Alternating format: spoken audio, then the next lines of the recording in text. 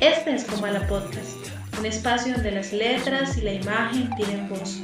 Comala es el lugar donde las voces se reúnen a contar historias. Acompáñennos.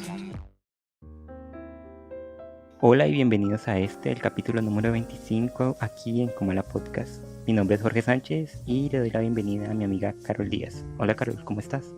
Hola Jorge, muy feliz de estar de nuevo por acá hablando contigo y sobre todo porque vamos a hablar de un tema que ustedes eligieron, nuestros oyentes. Eligieron el tema de la decepción frente a otro tema que también estaba propuesto. Fue una batalla bastante fuerte porque estaba también el tema de la imaginación y bueno, por un pequeño margen ganó la decepción y lo vamos a tratar a través de 4 obras muy interesantes realmente. ¿Y podrías hablarnos de ellas? Vamos a hablar sobre 500 días con ella de Mark Webb y No es mi tipo de Lucas Blevaux. Ese es en el cine. Y en la literatura vamos a hablar de un cuento llamado Bartleby el escribiente de Herman Melville y de una canción, es un cover en realidad de The Killers, en Romeo y Julieta. Yo creo, Carol, que aquí en la parte de literatura sobre todo vamos a tener un debate muy interesante porque la gente dirá que tiene que ver Melville con The Killers.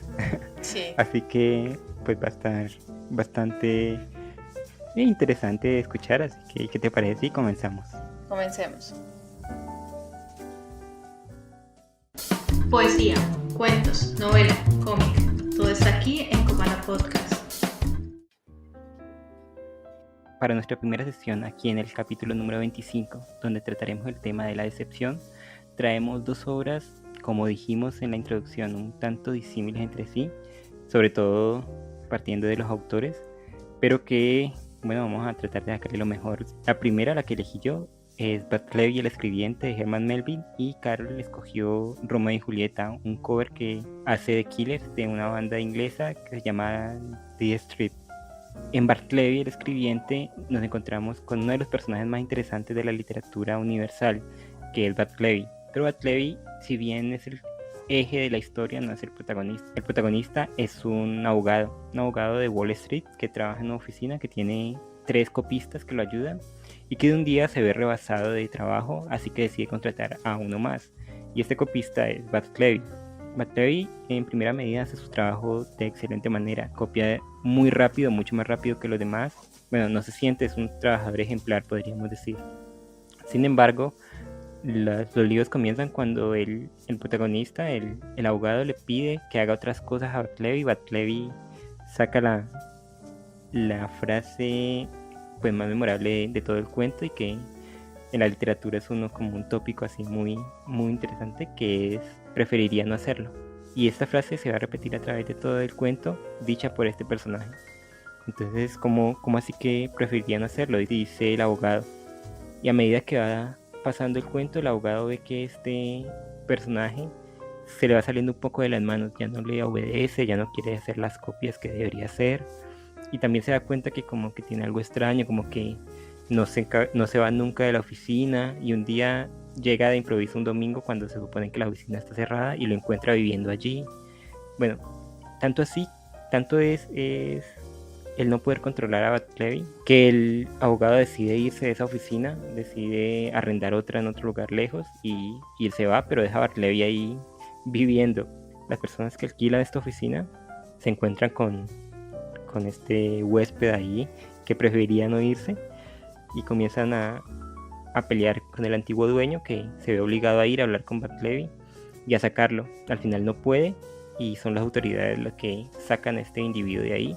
Y al final, no se los voy a decir porque todo el mundo debería leer Bartleby el escribiente, así que lo dejo ahí, pero Bartleby es un muy buen ejemplo como de la decepción acerca de la vida y del contexto donde vivimos, de lo cual vamos a hablar aquí, ahorita más adelante. Y ahora Carlos nos va a hablar de su obra. Elegí en este caso una canción de The Killers, es un cover llamado Romeo y Julieta, y pues todos conocemos en realidad esta obra tan famosa de Shakespeare, donde pues hay una enamorada y un enamorado y a pesar de todo pues se aman y luchan por ese amor. En este caso esta canción nos muestra como una posibilidad, nos habla de un Romeo que está decepcionado, un Romeo que está desilusionado porque su amada Julieta lo ha dejado, no ha querido tomar su amor y lo ha rechazado de cierta manera.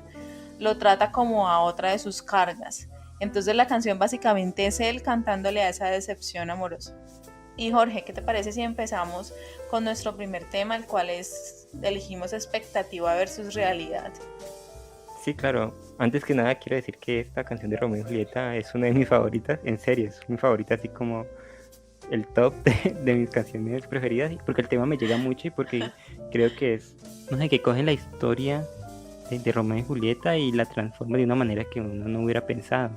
Esa historia de amor, y aquí entramos de lleno al tema que vos dijiste de las expectativas versus la realidad. En esta canción vemos eso, la expectativa que uno tiene cuando se acerca a la obra de Romeo y Julieta, la que todos conocemos, la de Shakespeare, que en sí es una tragedia, es que ellos dos se amen, que Julieta y Romeo trasciendan el amor y sigan adelante a pesar de todas las vicisitudes, tanto así que ellos terminan suicidándose por ese amor. Pero la canción nos dice que no, que Romeo y Julieta vivieron una relación, digamos, mucho más mundana, una relación en la que uno de los dos se cansó del otro y que lo dejó. Entonces aquí en la canción es el protagonista es Romeo, que le está cantando a Julieta, como lo hace en la obra, pero le está pidiendo como una explicación, ¿por qué lo dejó? ¿Por qué después de tanto amor que me juró, pues me dejó y me dejó tirado ahí en la calle? Y ella también le contesta, le dice que pues no pudo conseguir con ese amor y que pues así las cosas son y que tienen que seguir adelante. Entonces me parece una decepción amorosa, no sé, reinventando la historia clásica de Romeo y Julieta, y que, bueno, a mí personalmente me llega muy profundo porque entiendo las vicisitudes del amor, entiendo cómo puede afectarnos y cómo puede decepcionarnos, a tal punto de que uno dice, bueno, yo ofrecí tanto, como dice Romeo, yo te di tanto, te di todo, te di mi vida, y eras lo único para mí, y a la larga pues me terminaste decepcionando, me terminaste dejando, que es totalmente ilícito, pero que no deja de ser doloroso. Y en Bartleby, por ejemplo, vemos las expectativas de una sociedad que exige que las personas sean de una manera, sobre todo esta sociedad del siglo XIX de Melville, donde se exigía que los hombres fueran de una manera, que fueran a su trabajo, que cumplieran con su trabajo y que dieran ciertos resultados. Y de repente el autor nos pone a Bartleby, que es un ser humano desencantado de la vida. Bien podríamos decir, no sé, Carlos, si estás de acuerdo, que está decepcionado de la vida y que lo único que quiere es como entregarse al mundo de las ideas, y ni siquiera eso. Él prefiere no hacer nada. A la opción prefiere no hacerlo. Escriba, prefiero no hacerlo. Coma, prefiero no hacerlo. Vaya de aquí, prefiero no hacerlo.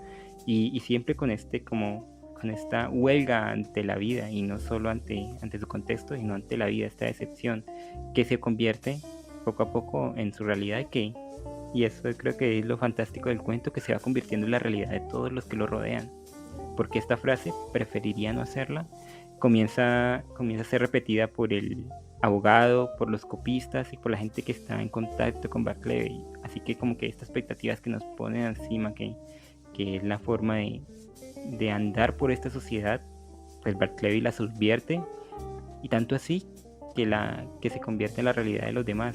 Pues yo comienzo diciendo, Jorge, que este texto que tú elegiste hace mucho tiempo no me lo leía, y cuando pues lo retomé hace poco, que tú lo propusiste, me volvió a sorprender, pero le di como otra mirada pues a través de ese tema que elegimos. Entonces yo creo que este texto es como tan amplio y tan profundo, que todas las personas han buscado de distintas maneras de interpretarlo. Y es un tema difícil, es un texto difícil, perdón. Es un texto difícil de interpretar por lo mismo de su complejidad, de su profundidad. A pesar de que no es un texto tan largo, es un texto muy complejo. Entonces quería empezar citando algo que dijo William Shakespeare, y es: la expectativa es la raíz de toda la angustia. Y yo creo que eso se ve en ambos, tanto en la canción como en tu texto. En la canción pues vemos a un Romeo supremamente enamorado, supremamente idealiza esa relación que tuvo con Julieta. Incluso dice: no puedo hablar como lo hacen en televisión, y no puedo hacer una canción de amor como se debería hacer. No puedo hacerlo todo, pero haría cualquier cosa por ti. No puedo hacer nada excepto estar enamorado de ti. Todo lo que hago es extrañarte y a la forma en la que solíamos ser. Entonces él tiene a Julieta pues por las nubes. Cuando él se da cuenta que Julieta pues en realidad lo deja de amar, en realidad pues él es uno más. Él entiende o acoge esa desilusión, esa decepción, la acoge como propia y por eso canta.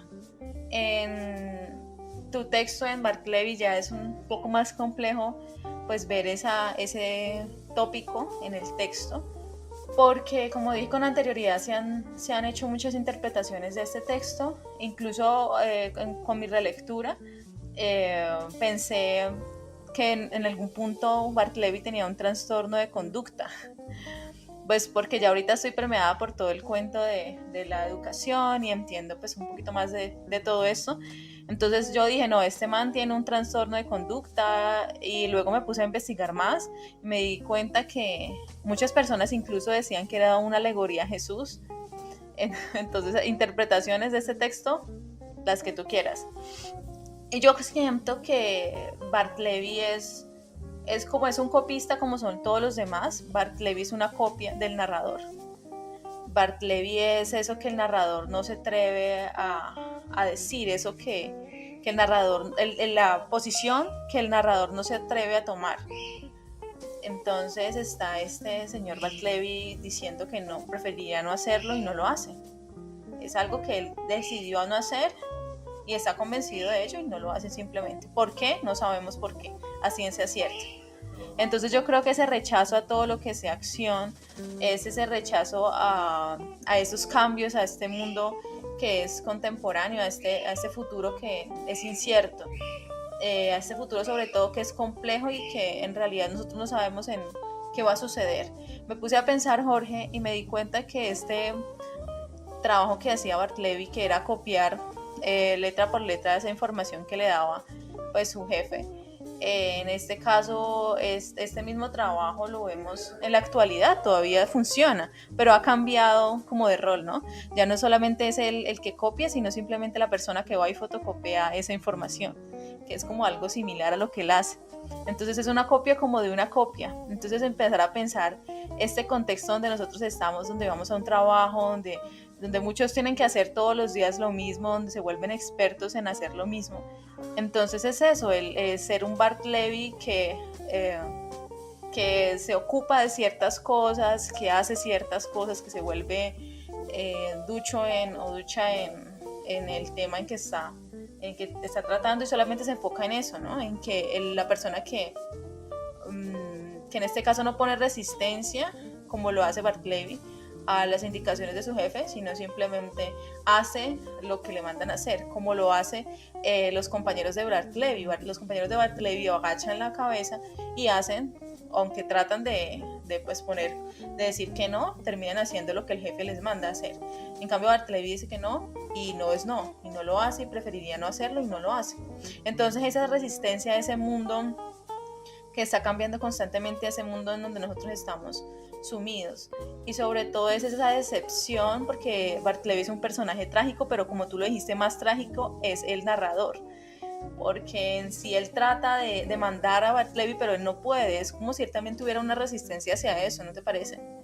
Entonces en un mundo de rutinas donde el papel es una rutina, donde todos somos copias de todo, donde todos pues, somos o hemos sido un poquito Bartleby, vemos a este personaje como un bucle, ¿no? Está como en una especie de bucle donde el narrador se ve a sí mismo, donde un futuro no es como tan prometedor. Por ende, ahí vemos nuestro tema, esa decepción de un futuro que es poco prometedor. Y vemos en realidad qué hace el narrador. Pues hace lo que todos deberían hacer. Va con su familia o incluso sigue trabajando o va a la iglesia. Pero entonces Bartleby no hace absolutamente nada. Es como tomar una posición frente a esa decepción, y la posición es no hacer nada. Como lo hace en el libro de James Teller, nada. Que el niño dice no vale la pena nada. Entonces nada vale la pena, entonces yo no voy a hacer absolutamente nada frente a eso o a esta vida que en realidad no tiene sentido. Que nosotros le ponemos sentido a esta vida. Entonces me parece eso, como tomar la posición radical ante esa decepción de todo lo que lo rodea, de no hacer absolutamente nada. Y creo que ese texto es muy complejo precisamente por eso, porque nosotros no entendemos a este personaje, no lo logramos entender a profundidad, porque es un personaje que tiene muchas agallas para tomar esa decisión frente a su vida, pero también es un personaje que sufre y que está decepcionado de la misma. Como tú decías, Carol, hay 70.000 interpretaciones acerca de Bartleby y cada persona lo interpreta desde su experticia. El psicólogo dice una cosa, el religioso dice otra, el sociólogo dice una cosa y bueno, cada uno tiene su forma de mirar este texto que por ende nos viene a decir que es muy rico y que, pues, que nos daría para una conversación mucho más larga que este fragmento en este programa. Yo desde aquí invito a todo el mundo a que lo lea, que saque sus conclusiones y que, bueno, que ahonde en él porque realmente es un texto supremamente interesante y muy rico para aquel que le gusta la literatura y, bueno, para todos en general. Lo que tú dices es muy interesante y yo también quiero venir aquí a citar una parte del cuento que dice. Esto lo dice el abogado, ¿no? Lo que vi esa mañana me persuadió de que el escribiente era víctima de un trastorno innato e incurable. Podía darle limosna a su cuerpo, pero no era el cuerpo lo que le dolía, era su alma la que sufría, y yo no podía alcanzarla. Y creo que esa es una parte focal de lo que uno puede entender en este cuento, e incluso en la canción de The Killers, en Romeo y Julieta.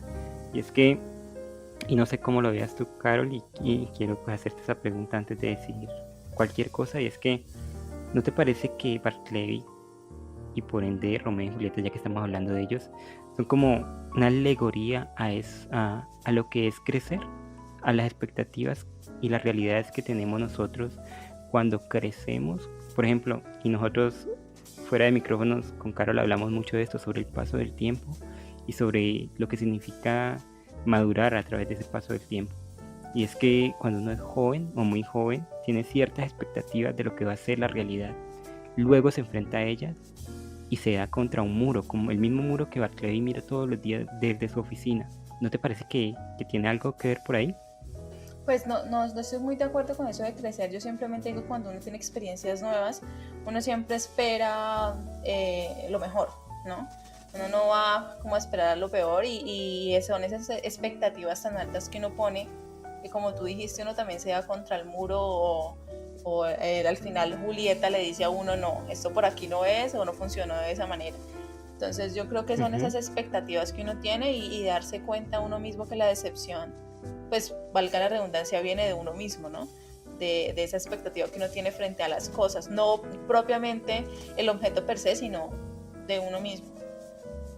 Pero mira que lo estoy diciendo en el caso específico de Bartleby porque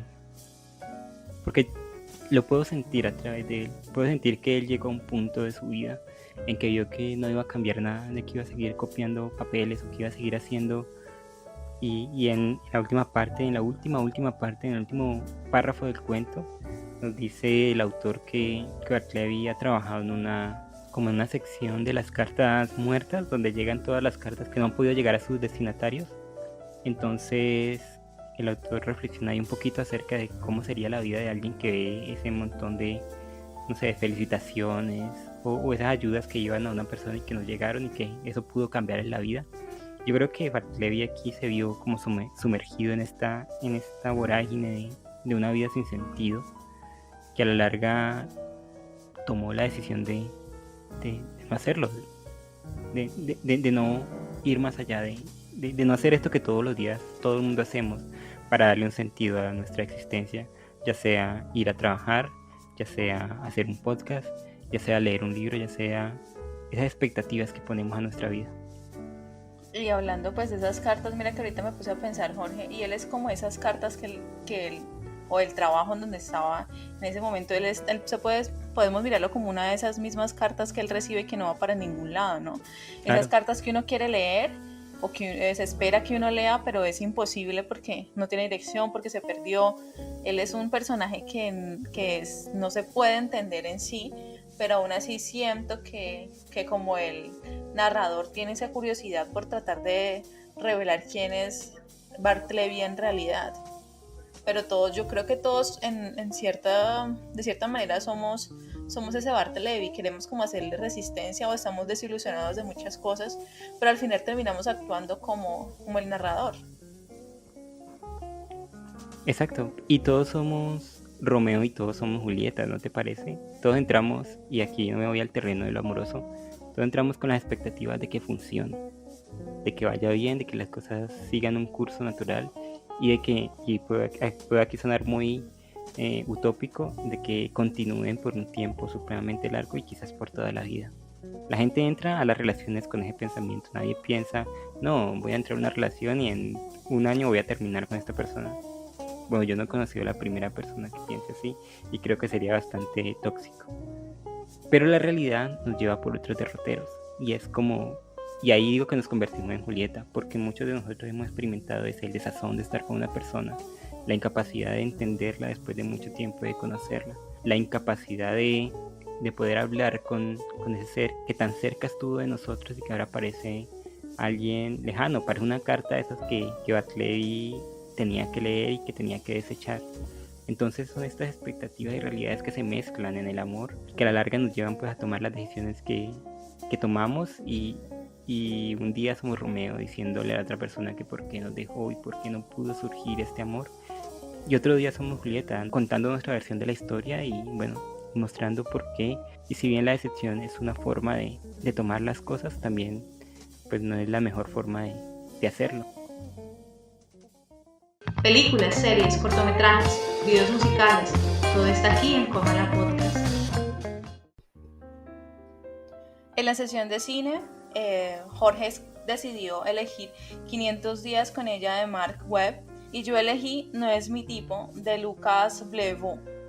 Esta película nos habla de Clement, un joven parisino que es profesor de filosofía, y este señor es enviado a una ciudad de una provincia y ahí conoce a Jennifer, que es una guapa peluquera que disfruta mucho como de lo banal, de las novelas románticas, de las películas también de romance, o sea, es como todo lo contrario a él.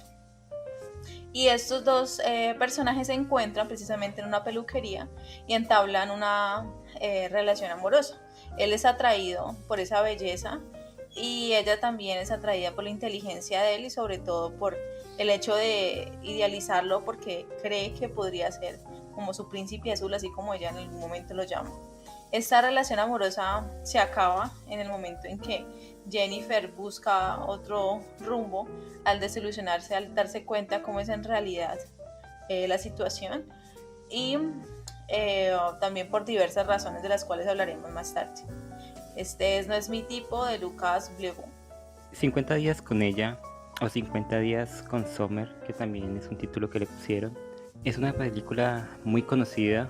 Yo he escuchado a muchísimas personas hablar de ella y nos lleva a la historia de Tom y Summer. Tom es un muchacho que cree en el amor a primera vista, cree en las almas gemelas, cree en el amor para toda la vida. Y Summer es una muchacha que cree todo lo contrario, cree que pues, las personas no deberían estar encadenadas a una relación, que la relación al final de cuentas dañan las interacciones entre personas y que son un lastre. Así que estas dos personalidades tan opuestas un día se encuentran en su lugar de trabajo y deciden entablar algo que no es un noviazgo, pero tampoco es una amistad, está ahí entre esas dos categorías, lo que hoy podríamos llamar una relación abierta, más o menos. Pero lo que pasa es que Tom no quiere esto, Tom quiere algo en serio y Summer no se lo puede dar. Y toda la película es viendo cómo la relación de ellos falló. Porque esto, como lo dice el narrador de la película, no es una historia de amor. Más bien es una historia de desamor. Así que la película está contada de manera pues, muy interesante, donde va mostrando, saltando los días de cómo de la evolución y la involución de la relación. Así que vamos al día 430 de los 500 días con Summer y vemos que Tom está destruido, pero vamos al día número 10 y vemos que todo va bien. Vamos a la primera vez que tuvieron sexo y la primera vez que pelearon y cómo fue todo decayendo. Y al final entendemos que pues, es una historia que a todos nos podría pasar y que yo creo que de alguna manera cada uno de nosotros se ve reflejado en ella. Por eso su popularidad.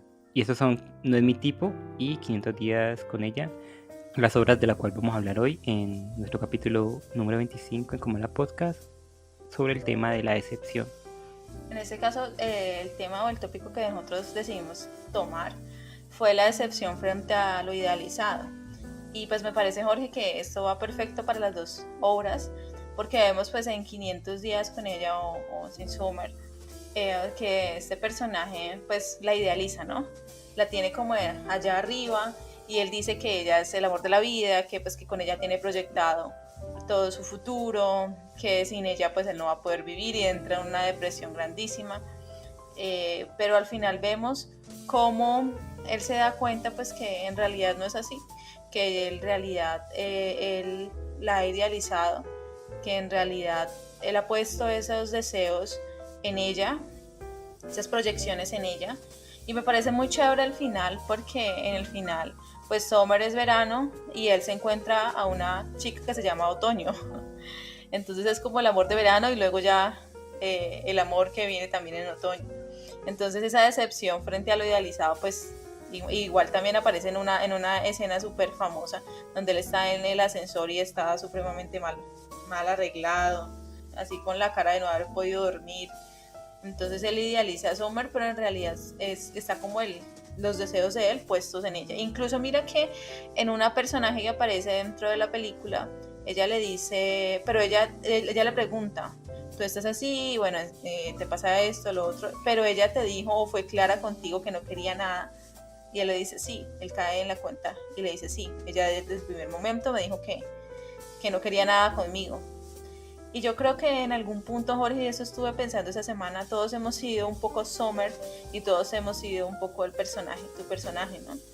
En el sentido en que alguna vez nosotros nos enamoramos profundamente de alguien y lo ponemos allá en un pedestal, y luego llega esa decepción de encontrar que en realidad pues eran esos deseos de nosotros querer construir esa persona de cierta manera, y que en realidad pues la realidad es otra. Romeo y Julieta.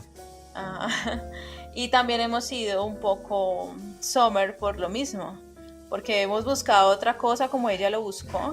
Al final ella dice que en realidad ella no quería algo con él y no creía en ese amor que el personaje decía que podía existir, porque él no era lo que ella quería. Ella se casó con el otro porque en realidad se dio cuenta, ella pone las proyecciones o sus deseos en el esposo, en la persona con que se casó. Entonces mira que es como lo contrario, ¿no? Sí, uno y otro terminan siendo al final de la película los opuestos. Si Tom en un principio comienza siendo como el idealista, el amoroso, el que cree en este tipo de relación, y Summer no, al final, y por la decepción que Tom tiene que vivir, pues porque no pudo concretar esta relación, termina siendo el que no cree, el que pierde la fe, y Summer, que ha encontrado la pareja que ella quería, termina pensando que existe el destino, que ella estaba predestinado a encontrarse con su esposo, que bueno, ambos, y esto es algo muy interesante de la película, termina siendo el espejo del otro, ¿no te parece? Sí, claro, ambos terminan siendo el espejo del otro. Y es una película muy realista, ¿no? Bastante. Sí, yo me pongo a pensar en las relaciones que yo he tenido o que tú también has tenido, porque porque yo te conozco hace mucho tiempo y me doy cuenta que sí, que fuiste Tom hace muy poco y que alguna vez antes de ser Tom fuiste Summer. Y no me digas que no. Sí. Ok, entonces sí. Y no, pero no hables mucho que si que de yo pronto fui Summer y Tom, vos fuiste Romeo y Julieta. Bueno, pero ya centrándonos un poquito, dejando ya lo personal a un lado, no entremos a detalle, por favor. Vemos... no puedo.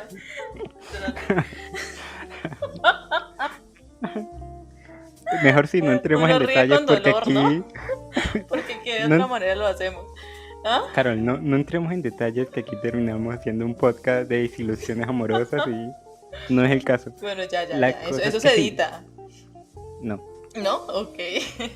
Entonces, centrémonos ya en la película como tal. No es mi tipo la película que yo elegí porque me parece una película muy bella. Más porque nosotros entramos a ver a Clement, un joven parisino que también pues es muy ilustrado, una persona que es muy estudiada, una persona que habla sobre cómo no enamorarse, sobre el amor, sobre lo que él no cree, que en este caso es estar enamorada, y se encuentra con Jennifer, Entonces él cree conocer la vida a través de la filosofía. Él está como en ese mundo del pensamiento, de la idea, pero en realidad él no sabe nada concreto, no ha vivido. Él ni siquiera está muy seguro de lo que cree, él duda.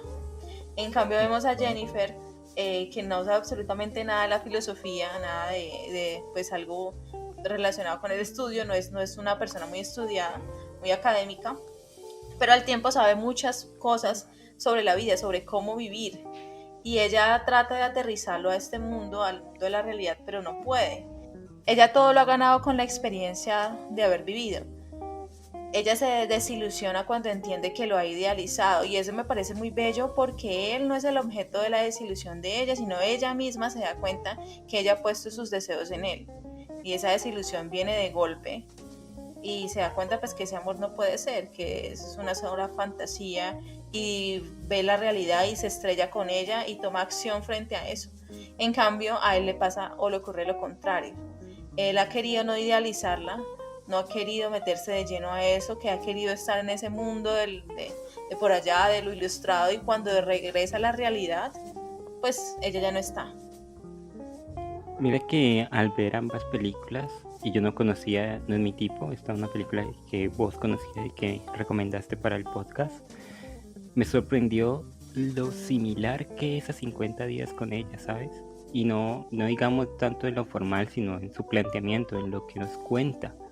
Y es que ambas nos cuentan una decepción amorosa, ni más ni menos, narradas de diferentes maneras, con otros personajes, en otras circunstancias, pero nos cuentan eso.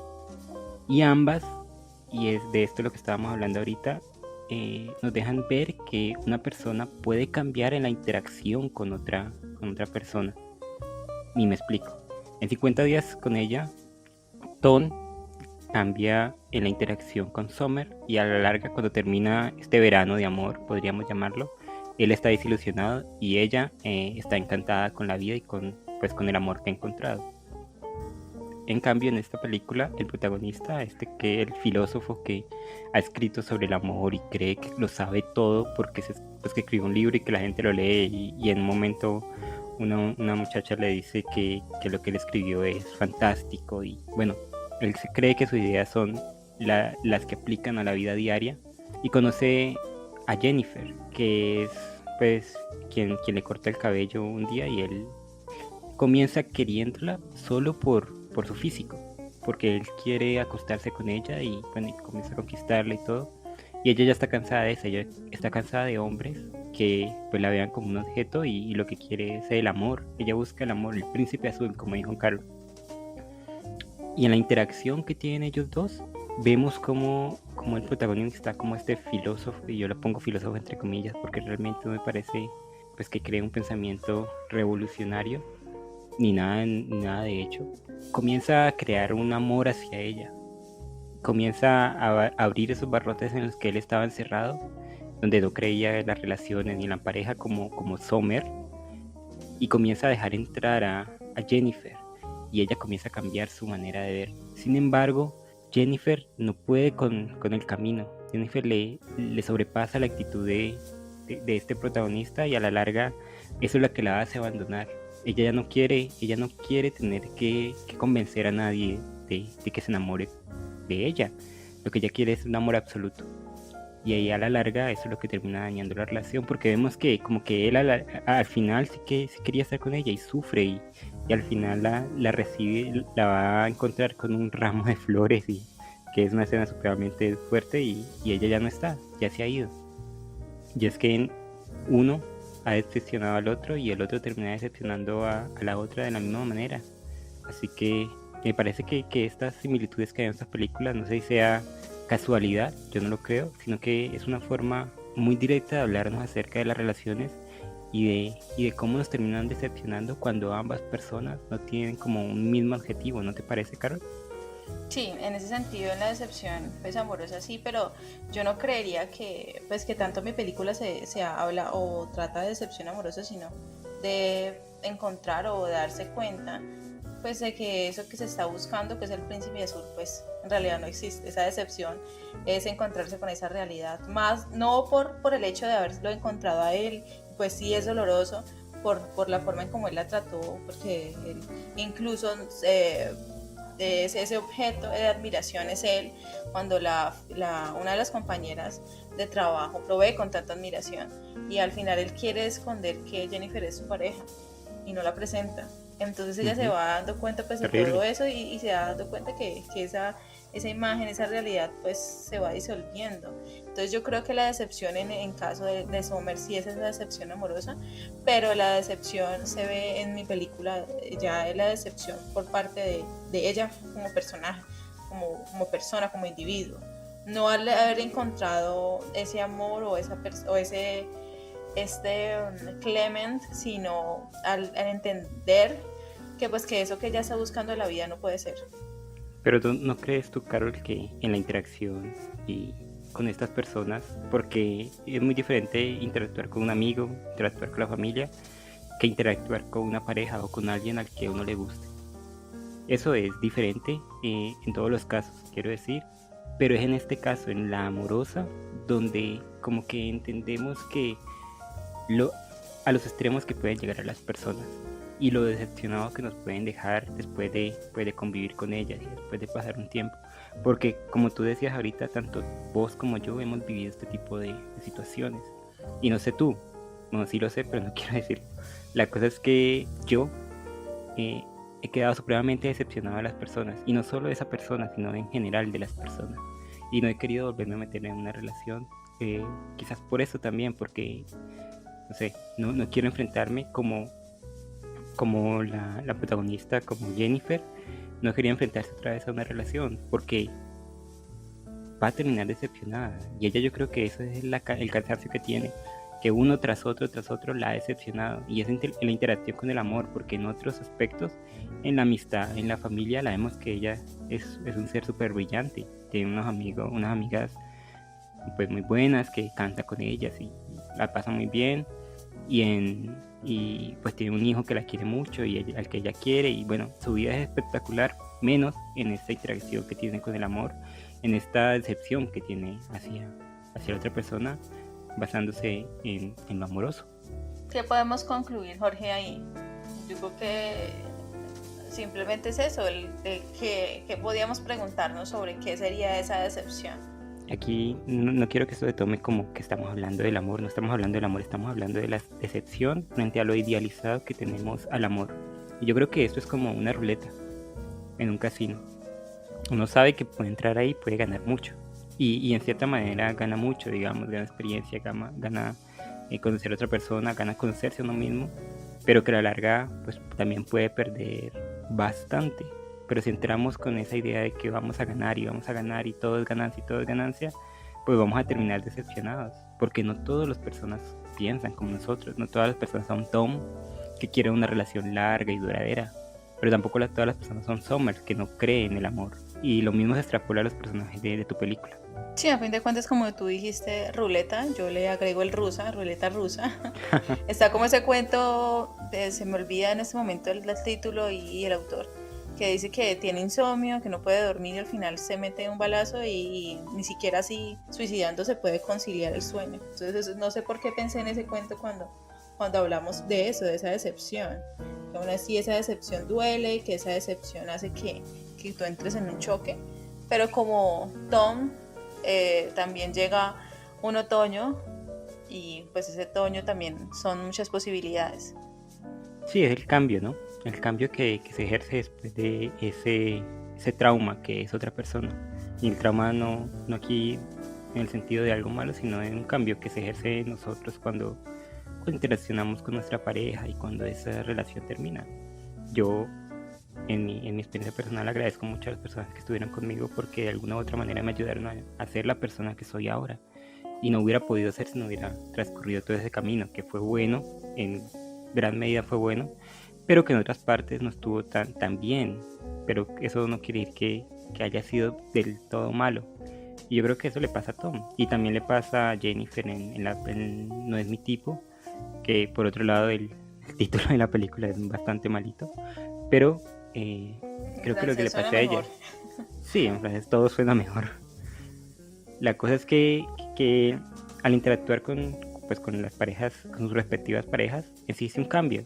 Y esto es lo que bellamente nos muestra 500 días con ella, donde aparecen flores en los árboles, aparecen un montón de cosas bonitas, que es como, bueno, ya se acabó esto, ya se acabó el día 500 ya terminamos con la historia de Summer, ya terminamos con el dolor, ya se fue. Ahora vamos a otra cosa, que es como tú dices, esta muchacha que se llama Soño, que es otra historia de amor, que también tendrá sus vicisitudes, sus altas, sus bajas, y que yo creo que Tom va a enfrentar de una manera diferente porque ya ha interactuado con Summer y creo que le irá mejor en ese sentido. Sí, yo creo que la conclusión es que esa decepción no es algo que se queda ahí por siempre, ¿no? Exacto. Sino que algo que cambia, que pues podemos estar decepcionados a lo largo de la vida de un montón de cosas, pero siempre va a haber como una especie de salida, se puede decir, o una opción, ¿no? Entonces, pues supongo que se podría hacer como una bella conclusión para cerrar.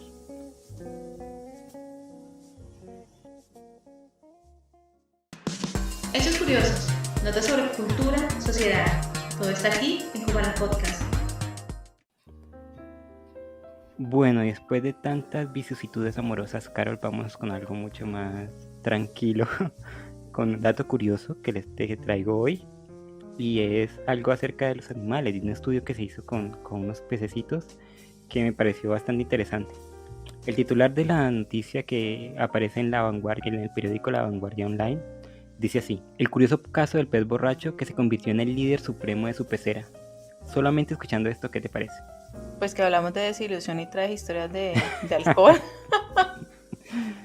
Pues sí, mira, el alcohol y la desilusión y la decepción están como, y el amor están como muy cogidos de la mano. Sí, todo eso, decepción, desilusión, todo va junto. Mira que este pez, la clase del pez es cebra. Estos peces cebra, yo no lo sabía, pero en la ciencia son muy utilizados como modelo de estudio para el desarrollo de los vertebrados, así de nosotros los mamíferos. Y este pez lo utilizan mucho. Y un día un científico que se llama Mauricio Porfiri, profesor asociado del Instituto Politécnico de Ingeniería de la Universidad de Nueva York, se le ocurrió emborracharlo. Él dijo, vamos a estudiar cómo es la interacción de este pececito borracho y cómo ese estado afecta a los peces que están a su alrededor. Entonces exactamente hizo esto, llenó el agua donde estaba el pececito solo con alcohol, con trago, hasta que el pez comenzó a emborracharse, y lo que notó es que una vez los niveles de alcohol subieron en la pecera y el pez comenzó a beber el agua y su porcentaje de alcohol se elevó, comenzó a andar mucho más rápido por el agua, a tener menos miedo a los peligros, porque una de las cosas que hizo el profesor fue como poner trampas, pero trampas como de mentira, donde el pez se sintiera atemorizado, pero no, cuando estaba borracho el pez iba directamente a esas trampas y peleaba y... No, pues que al pez le pasa igualito a uno. Sí, mira que por eso yo creo que es tan interesante este estudio, porque pues todos los que hemos salido anoche de rumba y nos hemos emborrachado o hemos visto a nuestros amigos borrachos, vemos los que el alcohol hace en la gente, ¿no? Sí, eso es una cosa que convierte a la persona, bueno, no convierta, sino que como que deja sacar su lado, sí, desinhibe, oscuro por allá que tenía, así. Entonces lo que hizo el científico fue coger este pez que ya estaba ebrio y lo puso en una pecera con peces que estaban bien, que estaban sobrios, por así decirlo.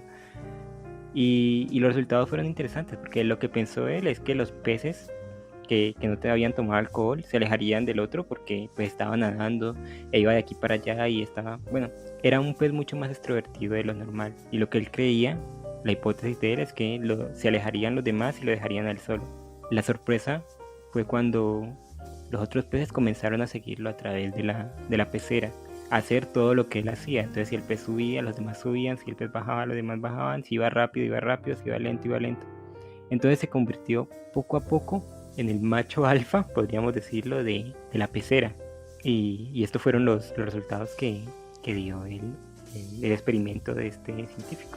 ¿Es algo así como para dónde va la gente, para dónde va Vicente? Yo no creería tanto eso, yo creería que pues en el estado natural los peces cebras son tranquilos, ¿no? Como digamos cualquiera de nosotros, ya sea en la universidad, en el trabajo, etcétera, somos gente tranquila, no hacemos más problemas, y muchos somos un poco retraídos o no tenemos tanto estas interacciones con las personas, sino que, bueno, somos tranquilos, por decirlo así. Sin embargo, cuando un factor externo llega, en este caso el alcohol, nos transforma. Y no sé si tú decías ahorita que saca una parte de nosotros que mantiene guardada. ¿Qué te parece eso? Sí, claro, sí, está ahí escondidita y el alcohol pues ayuda a desinhibir, ¿no? Y es curioso pensarlo en estos animalitos, ¿no? En los peces. Pasa lo mismo entonces, pues pasa lo mismo con nosotros que somos pues mamíferos y que actuamos pues de manera similar. Pero me pregunto, ¿solamente en peces y en humanos o también en otros animales? ¿O el estudio no va No, el más para estudio allá? no fue más para allá, como que se detuvo ahí con los peces y yo creo que, pero también creo que sin hacer muchos enredos mentales, estos resultados pueden extrapolarse a los seres humanos. Y yo lo he vivido, ¿no? He visto gente que es súper tímida. Bueno, yo no me considero así, pero he visto otros que son supremamente tímidos y que pues, con unas 2, 3 cervezas en la cabeza se desinhiben y bailan y hablan y como que dejan salir esa parte, y es muy triste, me parece a mí, porque uno no debería tener que recurrir a pues una droga o el alcohol o lo que sea como para poder sacar ese ser que tiene dentro e interactuar con otras personas, porque a la larga se puede convertir en, bueno, una carga más para nosotros, ¿no? Es como el efecto de las drogas, que entre más consuman, menos el efecto y hay que consumir más y más como para sentirse en ese estado de euforia. Sí, como que se necesita de eso como un pretexto para poder ser quien realmente se es. Sí, es algo muy, muy compleja la situación, muy triste. Pero sí, esos pececitos al final de cuentas les funcionó y perdieron el miedo. No sé si tú te has visto una película, Carol, que salió hace muy poquito, y yo creo que esto lo podemos tratar, esta película la podemos tratar en un tema acerca del alcohol o algo así, que se llama Drunk.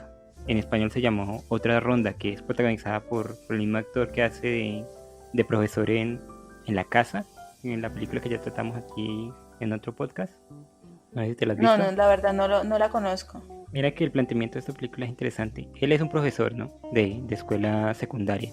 Y él con sus compañeros, que son como hombres de mediana edad, son 4, un día deciden hacer un experimento. Y es que han leído un estudio de un investigador que dice que el cuerpo humano como que tiene un porcentaje de alcohol menos que el que debería tener. Entonces que nosotros con un porcentaje de alcohol como el 0.2 creo, nosotros con ese porcentaje de alcohol extra sacaríamos mucho más potencial de nosotros mismos del que sacamos normalmente. Entonces estos protagonistas, que son hombres, como ya te dije, la mediana edad, son personas aburridas, que están cansadas de su trabajo, que tienen problemas con sus relaciones, y comienzan a hacer este experimento, como que comienzan a tomar una copita en la mañana antes de iniciar su día, y esto sorprendentemente cambia la forma de comportarse tanto con sus esposas como con sus alumnos, los convierte en alguien mucho más expresivo, mucho más asertivo hacia las otras personas, y que, bueno, la película va por otros derroteros después, pero es muy interesante ver como que el alcohol que nos ha acompañado desde siempre es como esa chispa que muchas personas necesitan como para relucir, ¿no? No sé si me sigas con esta idea. Sí, pero pues yo creo que pues ahí ya es como ya adicción, ¿no? Entonces, Sí, un poquito. me gustaría comportarme de tal manera, pero estoy condicionado a que tengo que tomar tal cosa para poder ser así. Entonces, pues es un poco difícil la situación, ¿no? Sí, yo creo que la idea es no llegar a los límites de tener que recurrir al alcohol o a una droga cualquiera para ser la persona que realmente queremos ser. Y lo digo por experiencia propia. A medida que iba creciendo también era una persona bastante como retraída, pero pues hay que tener responsabilidad sobre uno mismo y salir adelante pese a lo que las personas puedan pensar de uno y a lo que pues las ideas que pueden tener otros. Y este es el dato curioso de la semana.